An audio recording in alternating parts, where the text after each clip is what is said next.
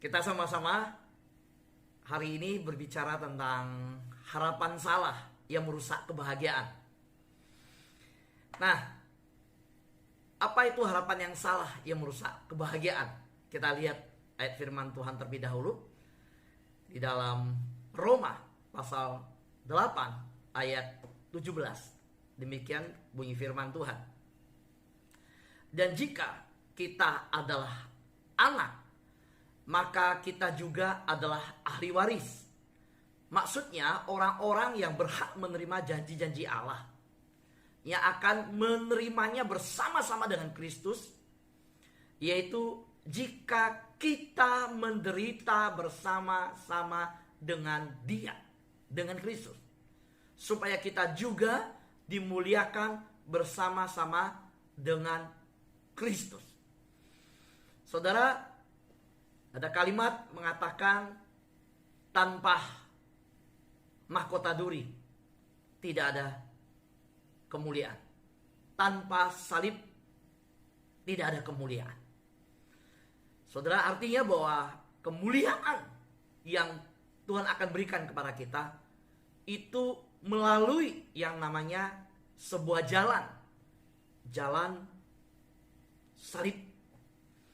Karena itu ketika Roma pasal 8 ayat 17 menuliskan, perhatikan saudara, di layar saudara, satu kalimat, jika kita menderita bersama-sama dengan Dia. Nah, saudaraku yang terkasih dalam Tuhan, kita tahu bahwa ada harapan-harapan yang salah, di mana kalau kita biarkan harapan yang salah itu berkembang, itu bisa merusak kebahagiaan hidup kita. Dan kita harus cermati itu. Kita harus tahu bahwa kalau kita tidak mengalami kebahagiaan, itu bukan salah Tuhan. Tapi sebenarnya ada sesuatu yang salah, gak beres di dalam harapan yang kita miliki. Karena harapan itu salah. Bukan harapan itu yang salah sendiri, tapi harapan yang dimana tidak dijanjikan Tuhan, yang sebenarnya harapan yang bukan dari Tuhan. Nah, karena itu, yuk saudara, ingat baik-baik, Roma pasal 8 17 berkata, jika kita menderita bersama dengan Dia, Tuhan mau melalui proses itu kita juga dipermuliakan. Nah, jadi banyak anak Tuhan mau dipermuliakan bersama dengan Tuhan. Banyak anak Tuhan yang langsung instan mau dipermuliakan, mengalami kemuliaan Tuhan, tapi tidak mau menderita bersama dengan Tuhan. Gak bisa, saudara. Karena ayat Roma pasal 8 17 menyatakan dengan jelas. Nah, karena itu saudara harus tahu bahwa pemahaman kasih kita harus sama dengan pemahaman yang diberikan oleh Alkitab. Banyak orang memiliki pengharapan kasih yang keliru, yang salah. Saudara, kalau saya tanya, seandainya kita mempunyai semua kekuasaan, saudara mempunyai kekayaan, saudara mempunyai kekuatan, semua kekuatan, apa yang saudara akan lakukan? Apa yang saudara akan perbuat? Saudara, kemungkinan besar saya melihat bahwa pasti kita akan mencegah hal apapun yang buruk terjadi kepada orang yang kita kasihi. Soalnya kita nggak mau ada banyak orang ya nggak mau anaknya menderita, nggak mau anaknya mengalami kesulitan, tantangan, mungkin dalam studi, mungkin dalam bekerja, dalam apapun, atau pasangan yang dikasihi. Saudara, kalau punya kekuasaan, kalau terjerat persoalan, kita pinginnya mungkin bebaskan langsung. Itu pemahaman kasih dari manusia. Saudara, saya ngalamin bagaimana ada kejadian seorang anak yang dulu sekolah SMP nggak naik kelas. Papanya beli rapot, saudara, di sekolah lain supaya bisa naik kelas. Saudara, Kenapa? Papanya punya kuasa, punya kekayaan, punya kekuatan. Nah, maka saya mengatakan bahwa pemahaman kasih antara kita dengan pemahaman kasih yang dari Allah seringkali banyak terjadi persepsi yang salah. Nah, ini harus diluruskan. Saudara, saya rindu kita memiliki pertumbuhan yang serupa dengan Kristus. Kita bertumbuh dalam karakter yang serupa Kristus. Kita memiliki pikiran yang seperti Kristus. Karena itu, coba kita lihat deh, pemahaman kasih antara manusia dengan yang Allah. Beda. Allah Bapa punya segala kekuasaan, kekayaan, kemuliaan di surga. Tapi anaknya, Yesus Kristus, menderita. Nah, ini kan beda. Saudara, baru menyadari, oh iya ya. Iya. Kristus ketika mengalami penderitaan di dunia, Allah Bapa tidak langsung menyingkirkan penderitaan itu. Saudara, bahkan Kristus Yesus mengalami pencobaan, saudara, oleh iblis. Mengalami banyak proses di dalamnya.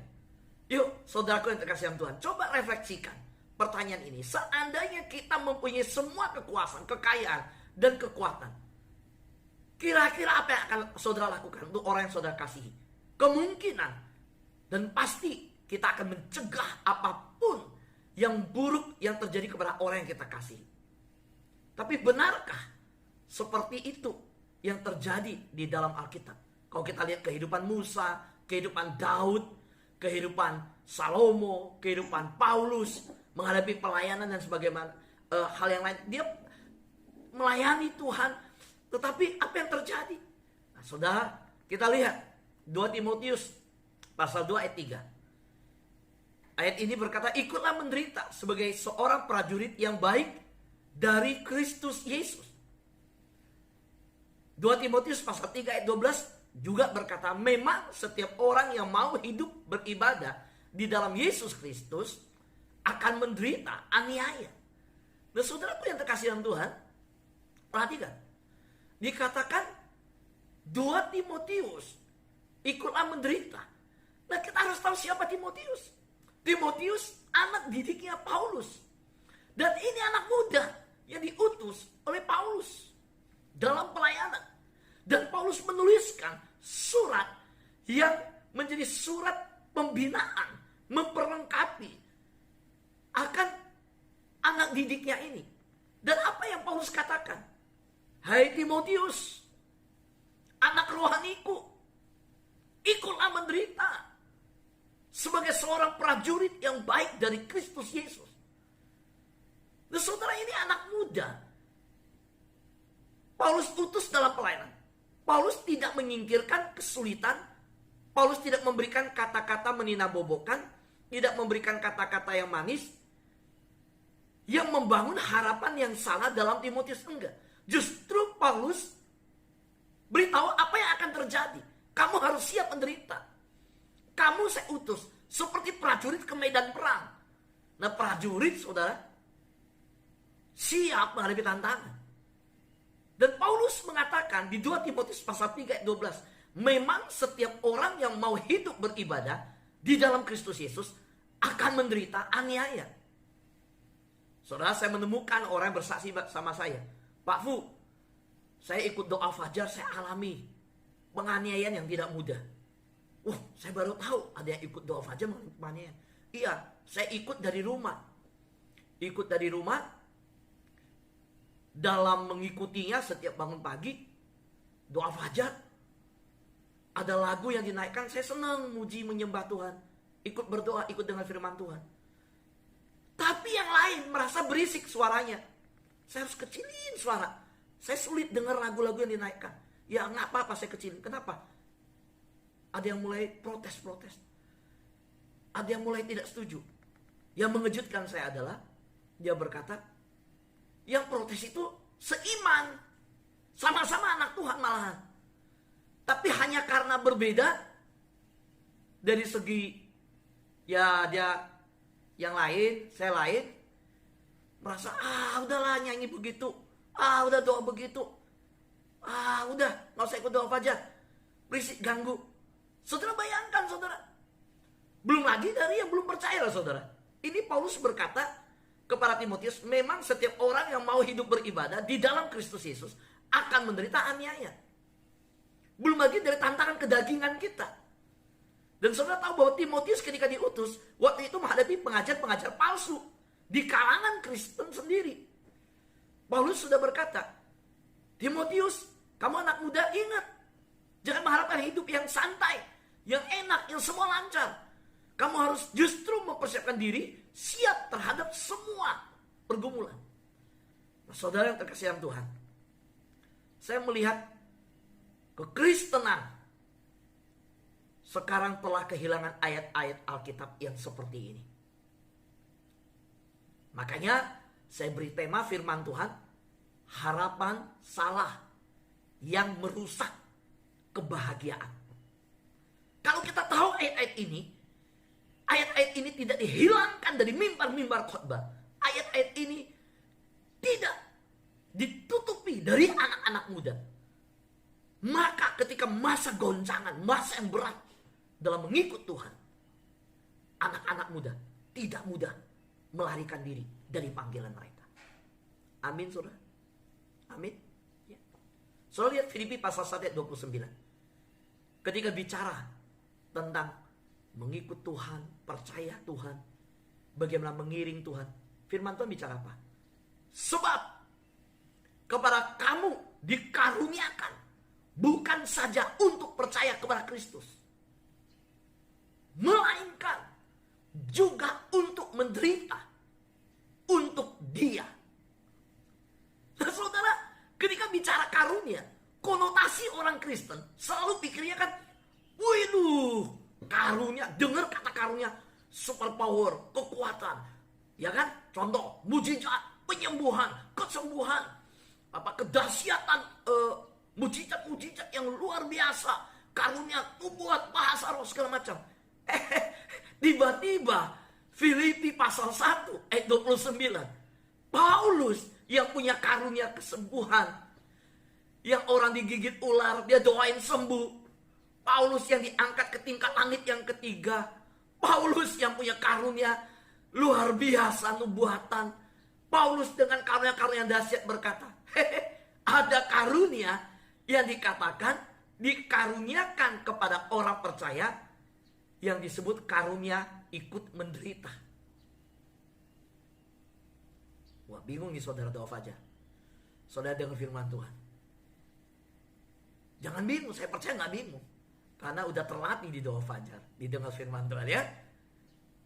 Saya pakai kalimat bahwa kehilangan ayat-ayat Alkitab yang terjadi selama ini dari mimbar. Saudara, ayat ini harusnya berani diberitakan bahwa kepada kita juga dikaruniakan bukan hanya untuk percaya pada Yesus Kristus, melainkan juga untuk menderita untuk Kristus Yesus. Amin. So lihat Petrus, ya tadi Paulus, tulisan Paulus untuk Timotius, tulisan Paulus di Filipi. Nah, kita lihat Petrus yang awalnya menyangkal Yesus, takut menderita. Waktu Yesus ditangkap, waduh, dia mundur. Saudara, apa yang terjadi ketika dia tulis 1 Petrus pasal 2 ayat 21? Sebab untuk itulah kamu dipanggil, karena Kristus pun telah menderita untuk kamu dan telah meninggalkan teladan bagimu, supaya kamu mengikuti jejak Kristus. Ya, kalau anak Allah yang ngikut jejak Bapa di surga. Jangan sampai Bapa berkata, ini anak siapa nih? Ngaku saya Bapa, saya nggak kenal dia sebagai anak. Karena kalau dia Bapa, kita anak, kita ngikut jejak Bapa. Dan Bapa katakan bahwa anaknya Yesus Kristus yang sulung dari semuanya, dan kita yang mengikuti teladan Kristus, kita mengikuti jejak Kristus yang namanya jejak yang siap dipenuhi semak belukar, batu-batu yang menjadi batu sandung, yang menyandung kita, yang membuat kita tersandung, yang mau menggagalkan kita pelayanan, yang menghentikan kita dari mengejar, mencari Tuhan. Batu-batu yang membuat kita tersandung jatuh ketika mau bangun doa fajar, tantangan-tantangan. 1 Petrus pasal 4 ayat 1 berkata, jadi karena Kristus telah menderita penderitaan badani, kamu pun harus juga mempersenjatai dirimu dengan pikiran yang demikian. Jelas. Yang bicara ini orang yang pernah menyangkal Yesus, akhirnya menyerahkan diri, dan ketika disalib berkata, aku gak layak salib seperti Yesus. Terbalikkan kepala aku di bawah, kakiku di atas. Saudara tahu itu lebih cepat meninggal karena darah turun ke otak semuanya. Dan Petrus berkata, karena Kristus telah menderita penderitaan badani, kamu pun harus juga mempersenjatai dirimu dengan pikiran demikian. Makanya firman Tuhan di seri yang ini, saya mempersenjatai saudara, juga diri saya, dengan pikiran yang sedemikian. Pikiran apa? Pikiran yang mengenal bahwa penderitaan Kristus itu menjadi teladan kita. Nah saudara, saya katakan ayat-ayat ini terhilang. Seringkali tidak ditampilkan. Padahal sejak muda, anak-anak Tuhan sudah harus dipersenjatai. Senjata saudara. Apa? Pikirannya sudah tahu. Bahwa apa? Ngikut Tuhan itu siap berkorban harta, tenaga, perasaan, waktu. Karena barang siapa telah menderita penderitaan badani, ia telah berhenti berbuat dosa. Saudaraku, perhatikan baik-baik. Ekspektasi berbeda dengan janji yang dari Tuhan. Itu akan merusak kebahagiaan kita. Jadi firman Tuhan yang saya sampaikan ini sebenarnya ingin meneguhkan. Saudara itu sebenarnya orang yang sangat bahagia. Saudara adalah orang-orang terbahagia di dunia. Tetapi dengan pengertian yang seperti pikiran Kristus. Mempersenjatai diri dengan pikiran seperti yang Kristus telah teladankan. Petrus kembali berkata di pasal 4 ayat 16, 1 Petrus. Tetapi jika ia, saudara, menderita sebagai orang Kristen, maka janganlah malu, melainkan hendaklah ia memuliakan Allah dalam nama Kristus Tuhan. Saudaraku yang terkasih Tuhan, kalau kita ekspektasinya salah, ekspektasi badani, manusiawi, badani, kita akan kecewa ketika ikut Tuhan. Ada yang khianatin kita, orang gereja sikut kita sendiri. Kita lihat di gereja compang-camping pelayanan, bahkan sesama pelayan saling sikut-sikutan. Saudara, kita bilang, Tuhan aku mau melayani. Kok makin aku tekun melayani Tuhan, makin sungguh-sungguh aku dikatain, aku difitnah, aku dijelekin, aku disalah mengerti. Saudara jangan salah, orang Kristen di zaman Petrus bukan hanya terjadi di mana serigala-serigala dari dalam menerkam. Bahkan di luar kekristenan, mereka harus siap membayar harga dengan tubuh dan nyawa mereka. Karena itu jangan punya ekspektasi yang salah. Janji Tuhan jelas apa yang telah dikatakan dengan ayat-ayat yang saya berikan. Saudara jangan lupa, janji Tuhan untuk mendisiplin kita. Jelas. Kalau saudara lihat Alkitab, ada janji yang namanya janji mendisiplin kita. Ada namanya janji untuk membangun karakter kita. Kalau kita bilang tahun ini saya mau hidup dalam integritas, berarti saudara harus siap. Tuhan akan membangun karakter kita dengan sebuah proses yang Tuhan siapkan. Jangan lupa janji Tuhan untuk meningkatkan diri kita serupa dengan Kristus anaknya. Melalui ayat-ayat tadi yang mengatakan bahwa penderitaan pun dipakai oleh Tuhan untuk serupa Kristus. Saudara, kembali saya ambil 1 Petrus pasal 5 ayat 10. Karena orang ini, pribadi ini, rasul ini, ada rasul yang pernah menyangkal Yesus. Yang takut menderita, tetapi akhirnya mencontohkan penderitaan. Dan Allah, sumber segala kasih karunia, yang telah memanggil kamu dalam Kristus kepada kemuliaan Kristus yang kekal, akan memperlengkapi, meneguhkan, menguatkan, mengokohkan kamu sesudah kamu menderita seketika lamanya. Nah, saya katakan ayat-ayat ini adalah ayat yang terhilang, yang harus kita kembalikan. Supaya ketika anak-anak Tuhan mengikut Tuhan, tidak gampang digoyahkan. Saat menghadapi tantangan, saat menghadapi rintangan, di saat ada penderitaan dan kesukaran, tetap semangat mengikut Tuhan. Saudara, yang terakhir, saya berikan satu hal, bahwa mengharapkan Allah membuat hidup kita lebih mudah. Ya, adalah pengharapan yang tidak alkitabiah. Dengar baik-baik. Mengharapkan Tuhan membuat hidup kita lebih mudah, lebih lancar semuanya. Nggak ada kesulitan, disingkirkan semua. Nggak ada semua perlu kalau nggak ada tantangan. Semua ngikut Tuhan. Saudara dengar, ya? Ketika teriakan, oh ikut Tuhan, berkat, tidak ada kesulitan, tidak ada tantangan, semua lancar, semua hidup enak. Saudara, itu pengharapan yang tidak alkitabiah. Hati-hati. Nah, justru tawaran pengharapan yang seperti itu yang membuat banyak orang Kristen kehilangan kebahagiaan ikut Tuhan.